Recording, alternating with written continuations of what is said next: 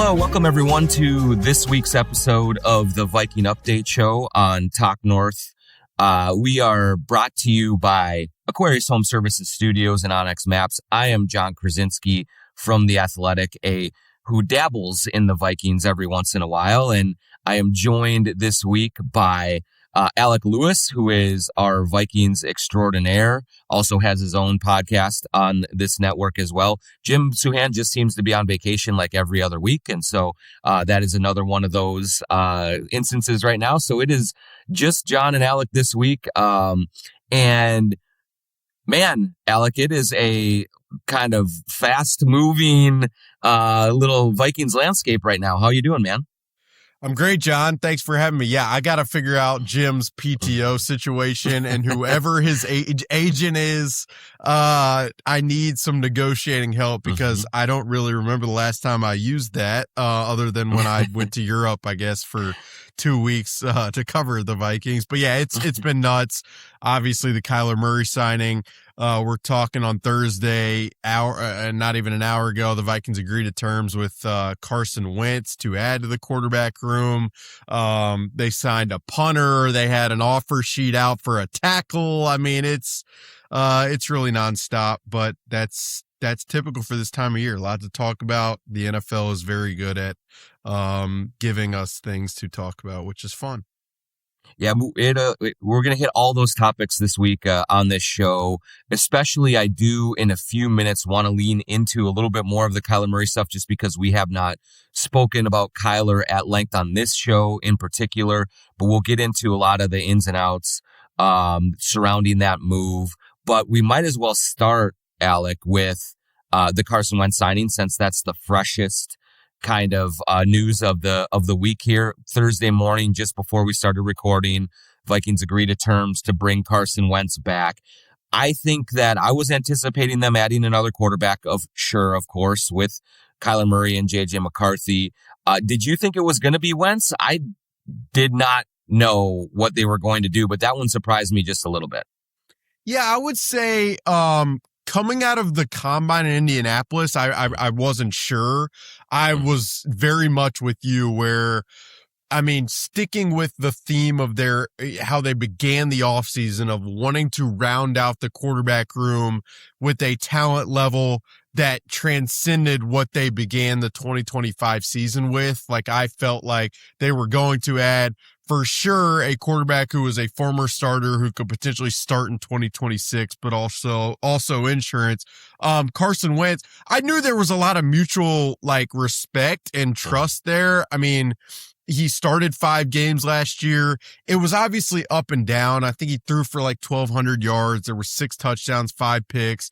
He won some games. There was also some brutal stretches. He took a lot of sacks, played behind a pretty porous offensive line. But when you talk to people in the industry, it kind of felt like for him, he was deciding between the New York Jets and potentially being, operating there with Frank Reich, who he had a relationship with, Geno Smith, who's up there, and then returning here to, again, the team he grew up rooting for, the coaching staff that he has relationships with, and he obviously had the surgery before the season ended, so, was always going to be healthy. It was a sensible kind of fit and marriage. It does raise the question, though, of okay, you're bringing in an accomplished veteran, and typically teams aren't doing that to be the third quarterback. Now, I go back to a couple years ago, they had Nick Mullins, they had Josh Dobbs, so it can be done. It's possible, but it does raise those questions that are probably worth talking about.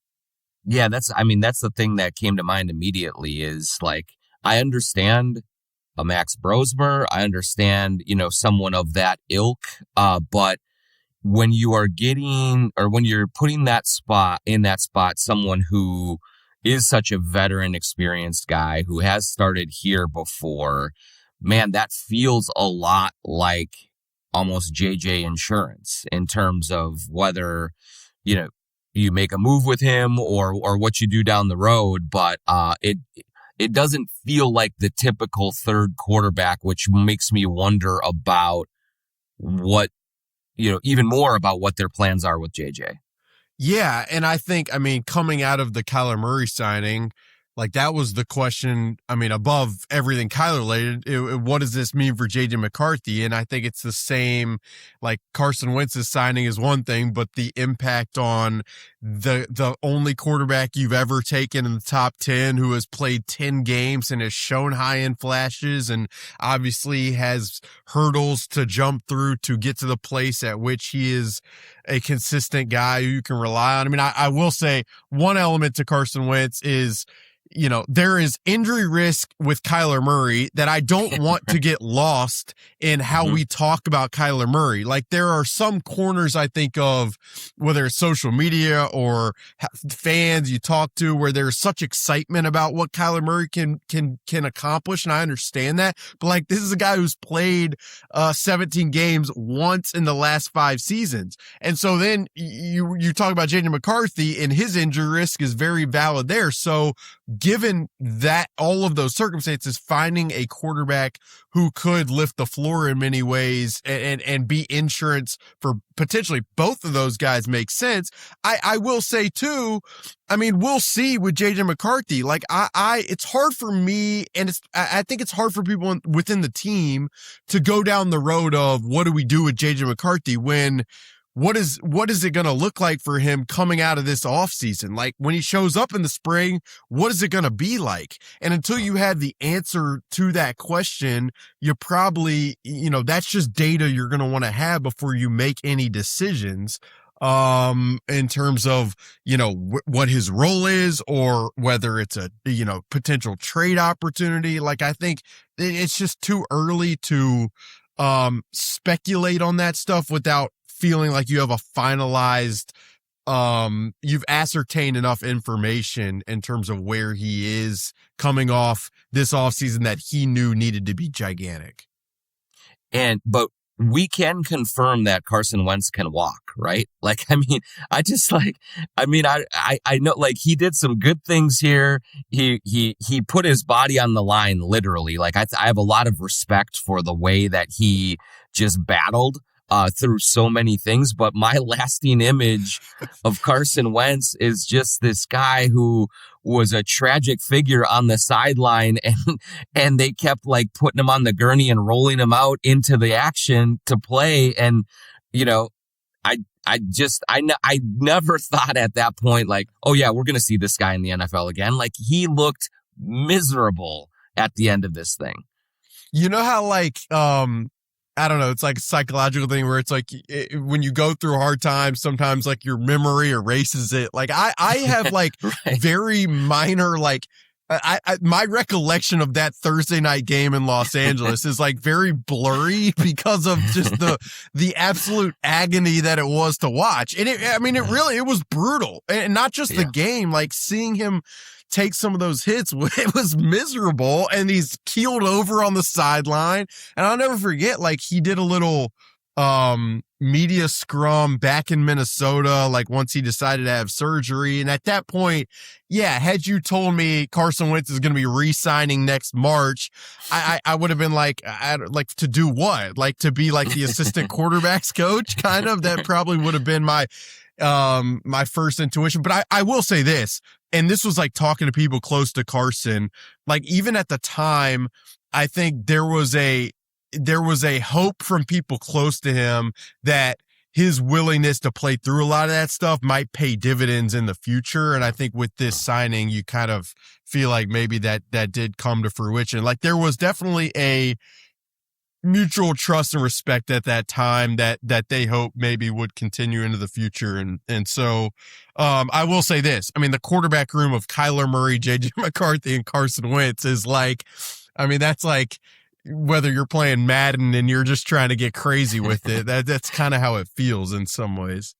Well, I mean, we do know, like in the world of an NFL locker room, nothing can ingratiate a player more than fighting through injury and playing hurt and still going out there and not like tapping out. And that is one thing that Carson Wentz did not do. He never tapped out, even when he had plenty of reasons to do it. So I am sure that the toughness that he showed there certainly resonated with guys, and just watching him go about his business.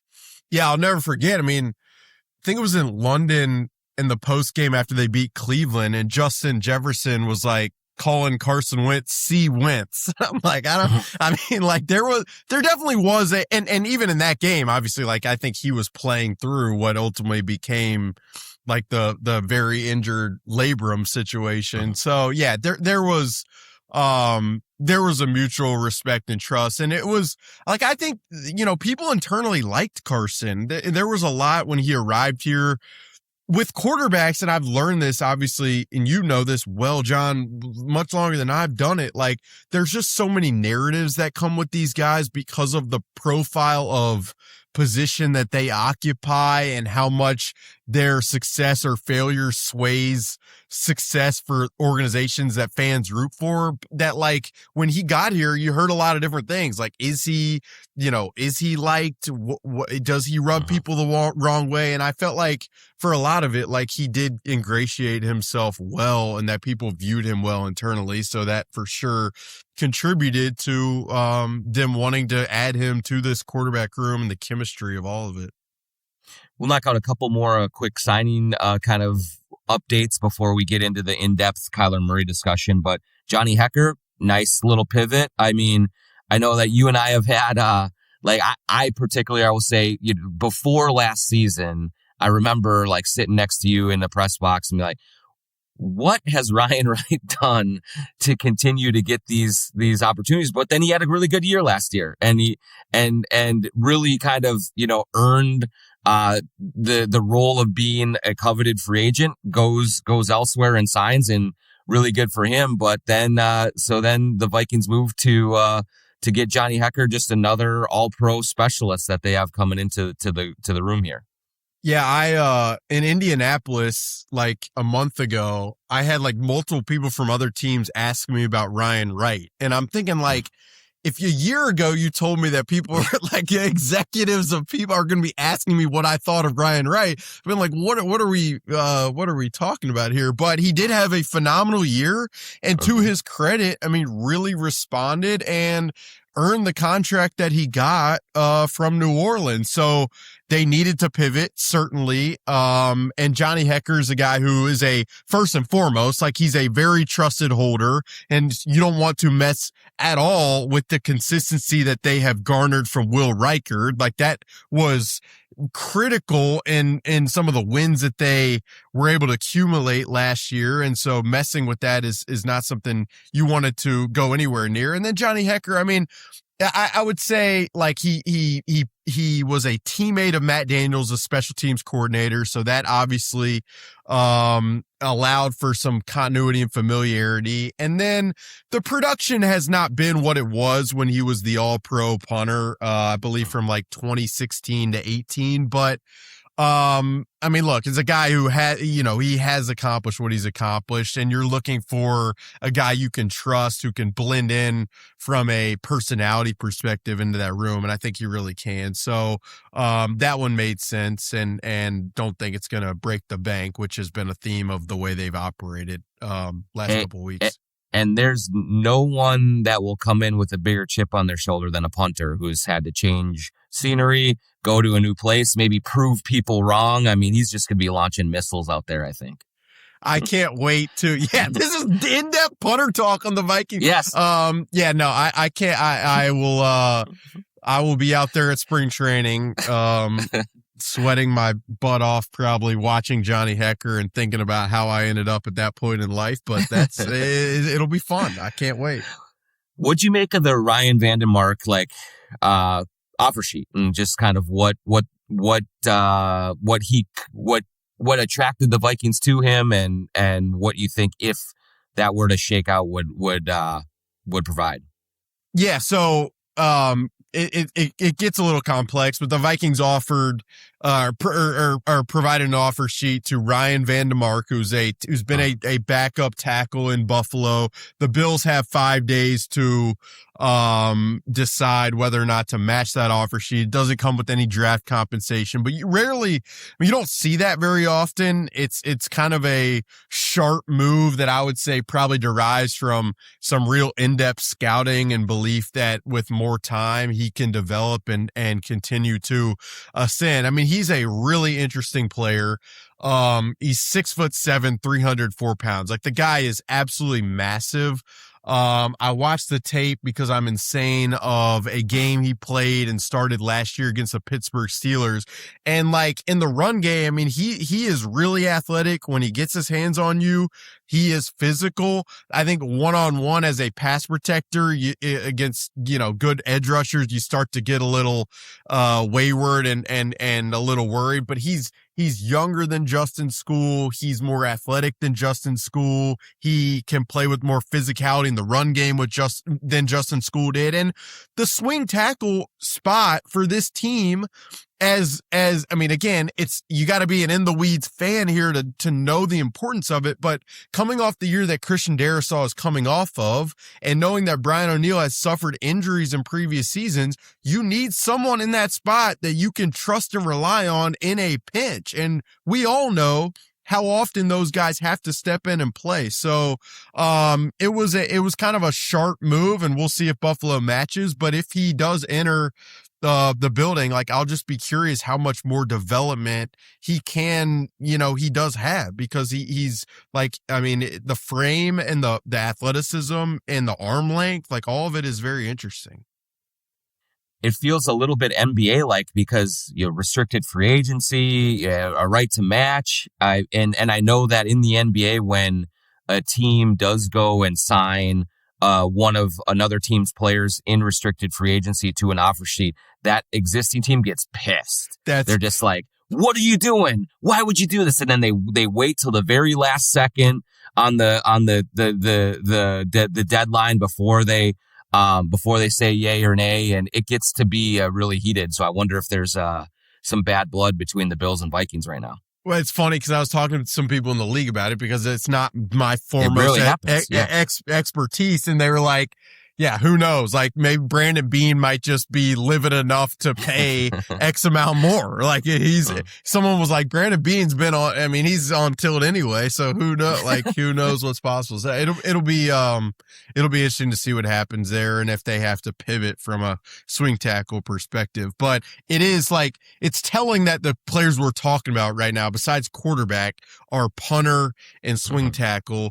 Then I think if people are like, why has the team not filled more holes? I think so much of the Vikings' approach this time around in free agency has been, we're not going to get involved with these markets that go well above and beyond for, like, let's just say some of these guys are like B- players that get paid A+ money. And it's like, it's not this staff's intent right now to get involved in some of those markets. And so that does add further pressure to filling holes via this upcoming draft and future drafts. But it's also probably the best way to financially position yourself moving forward.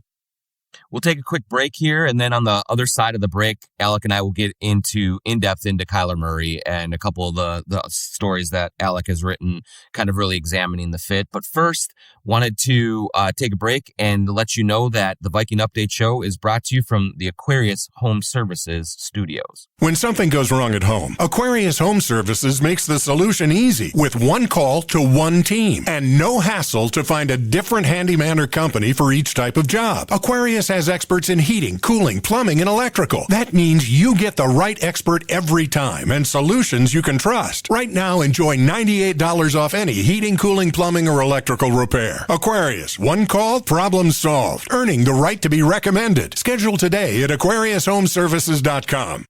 We are also brought to you by Onyx Maps. I want to tell you about Onyx Maps, Onyx Hunt, and Onyx Fish. Have you ever driven past a piece of land and wonder who owns that, or maybe you need to know exactly where a property line runs? That's where Onyx Hunt comes in, and it's not just for hunters. There are folks using Onyx for their jobs every day throughout the country, from farmers and ranchers mapping out their fields, wildland firefighters navigating rough terrain, to construction workers needing to know who owns what property. This app offers something for everyone. If you need the best land ownership maps, aerial imagery, and property boundaries in your pocket, Onyx Hunt is the tool for the job. Try it free for 7 days. Download Onyx Hunt in the app or Google Play Store, or visit onyxmaps.com/hunt to get started.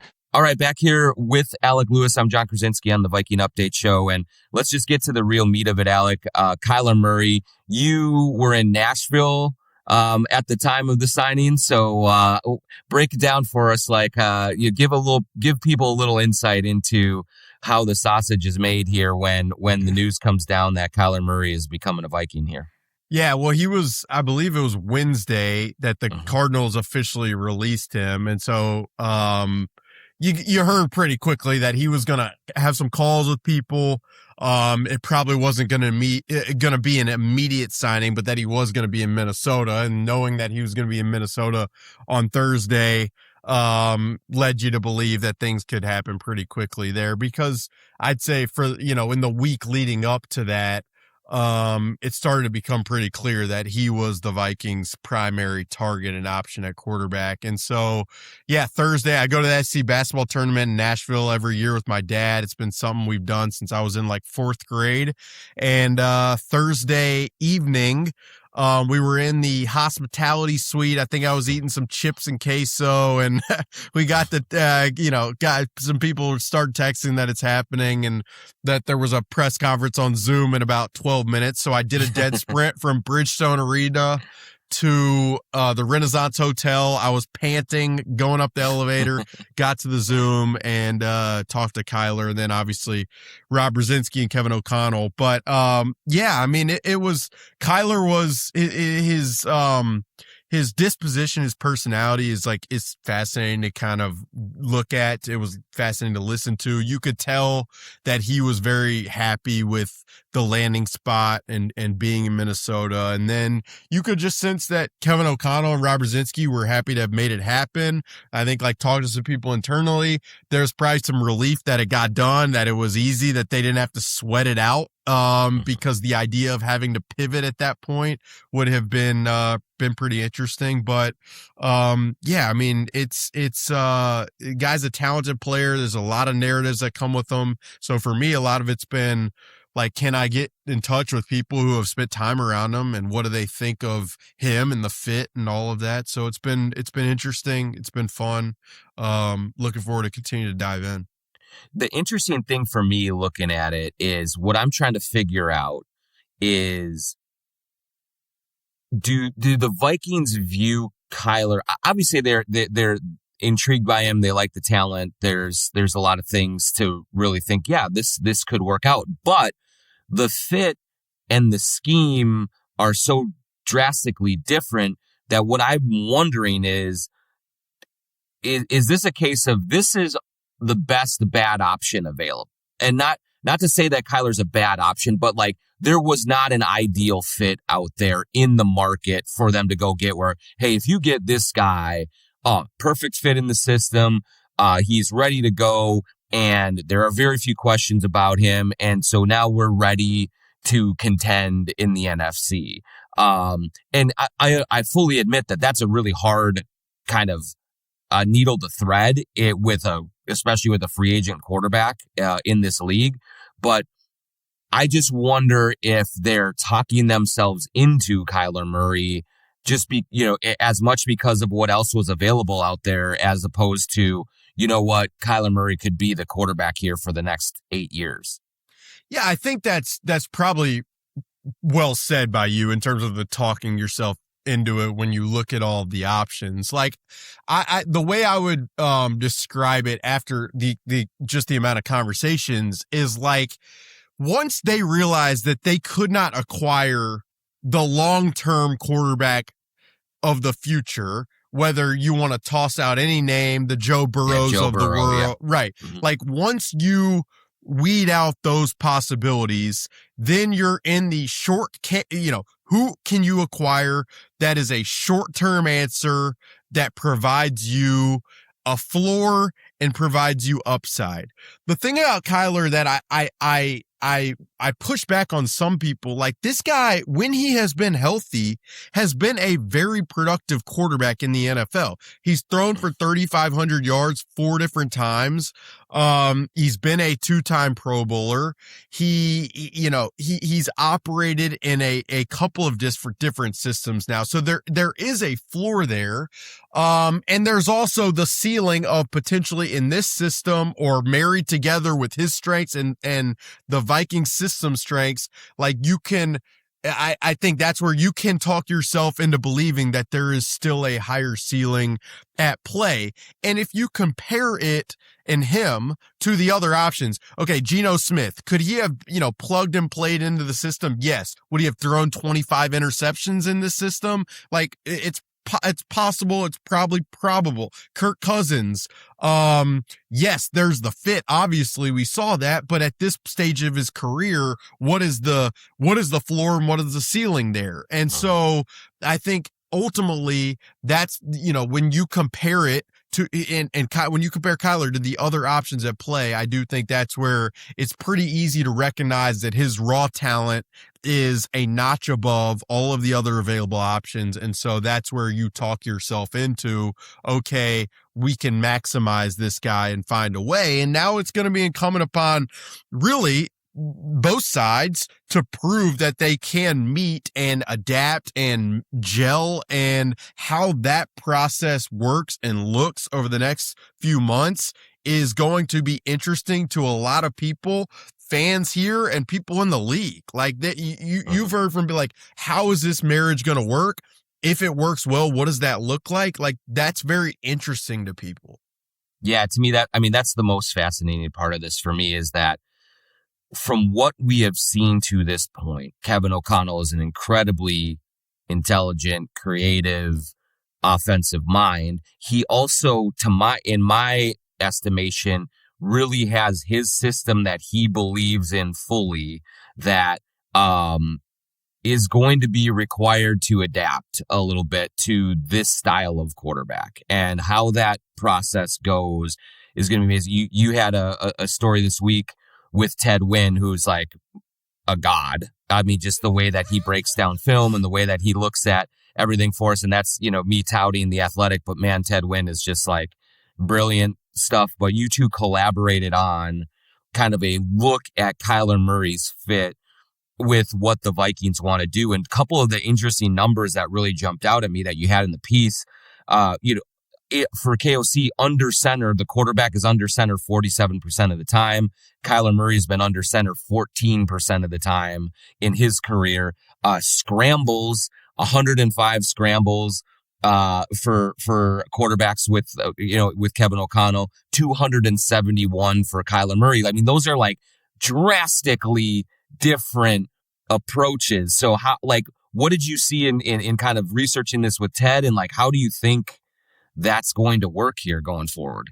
Yeah, I mean, Ted, Ted was like, I want to do this. And so we collaborated on it. And I lean on his expertise a lot in terms of like, evaluating the film, looking at some of the concepts. And I think I wasn't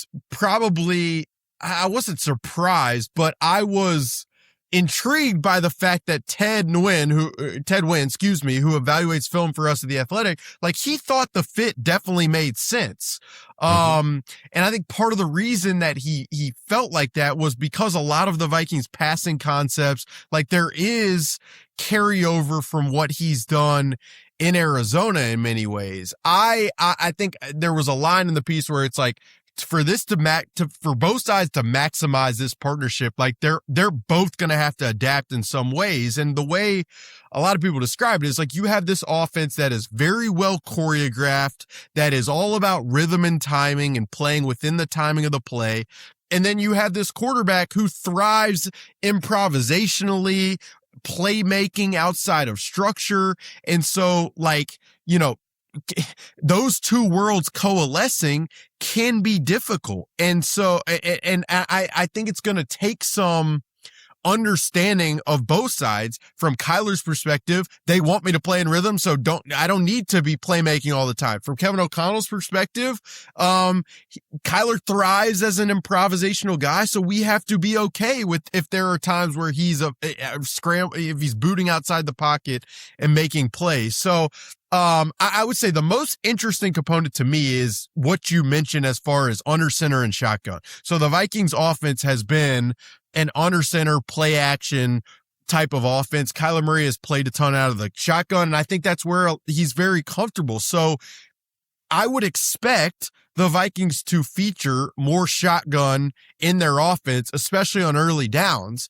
And that comes with marrying that up with shotgun run game, which has been one of the most, the Vikings have had the lowest shotgun run rate in the NFL over the last 4 seasons. And so that's going to require different timing, different blocking schemes, different run schemes. And that's where I do think, and I give the Vikings credit, that's where hiring Frank Smith, the assistant head coach to Kevin O'Connell, who was the OC in Miami with Mike McDaniel, that's where his influence and his understanding of what some of the shotgun run schemes can look like, I do think really can matter if the Vikings are willing to listen and dive in and pour resources, time, and attention into or incorporating more of those in the offense. But I mean, this will be in OTAs, in summer workouts, in training camp, a daily evaluation for me out of curiosity, and just because I think it's important of like, what does it look like and how different does it look,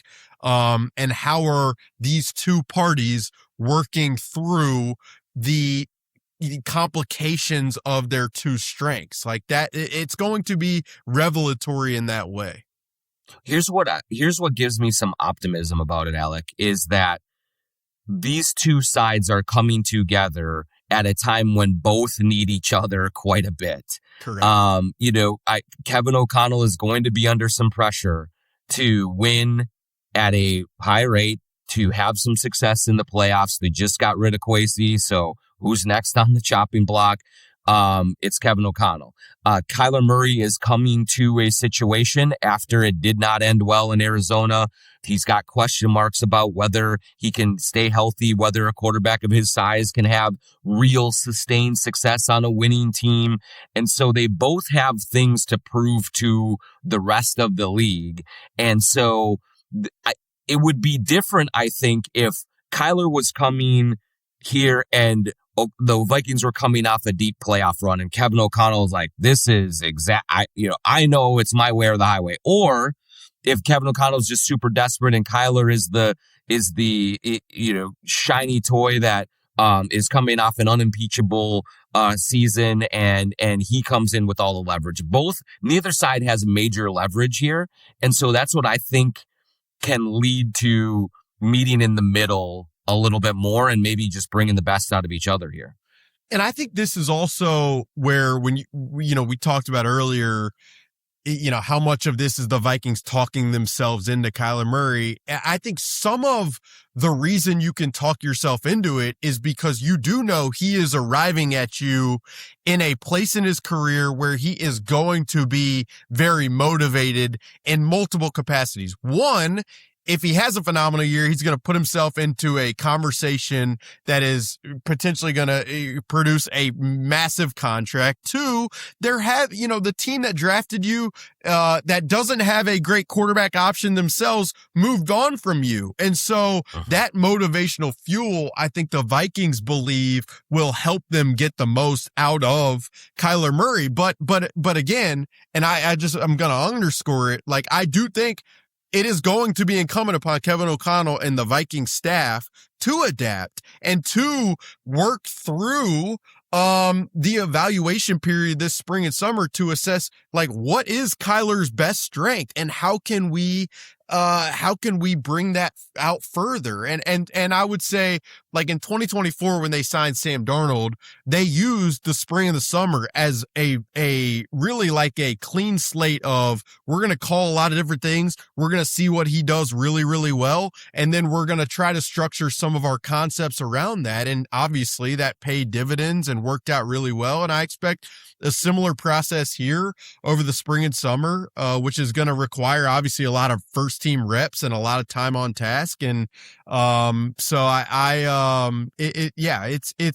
it's definitely it's a fascinating marriage. It's one, I will say this, like talking to people who have been around Kyler in Arizona over the course of the last 6-7 years, there is a lot of optimism among those people that this will work. Like that's what I would say. I think there are people who believe the structure of Minnesota, the standard of Minnesota will bring Kyler to a level that, will allow him to perform optimally. And so that hearing that from people who have been around him has also been an interesting data point for me to kind of gather. Well, if Ted Wynn believes in it, I believe in it, Alec, because I'll tell you a little story to close this episode of Viking Update. Very early days of The Athletic in Minnesota. Like we had just got started. It was our first sort of Viking season of covering this thing. And Ted Wynn had just started. He wasn't even full-time yet with The Athletic. He had done some freelance stuff in the Bay Area and mostly like Raiders kind of film study, because we were very siloed back in those days. It was Athletic Bay Area, it was Athletic Minnesota, Athletic Chicago. We did, we kind of stayed in our own little things, but, Ted expressed an interest in writing about, the Vikings defensive schemes, and just what Mike Zimmer was doing, to kind of get this team, playing at a really high level. And he wrote the piece, and it went up on The Athletic, and I got a call from Sam Newton, the Vikings PR maven, Sam Newton. He was just, he's kind of younger back in those days, as we all were. And he's like, it was a text. He's like, hey, who's this Ted Wynn guy?